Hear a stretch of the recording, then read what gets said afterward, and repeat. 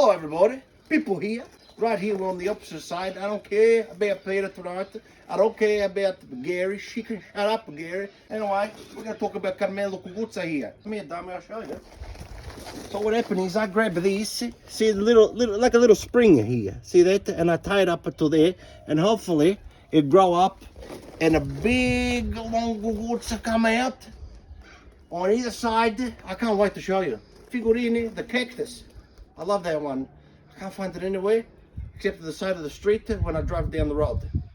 Sometimes there's some wild cacti there, and I just jump out of the car in the traffic, and I jump out, I grab that cactus like grab big grills.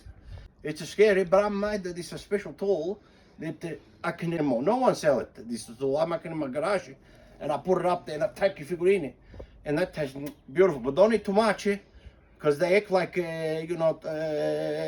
diarrhea. Be careful, don't eat too much. I know they're multicolor. You got the purple one, you got the orange one, the yellow one. You eat too much, have at least 6.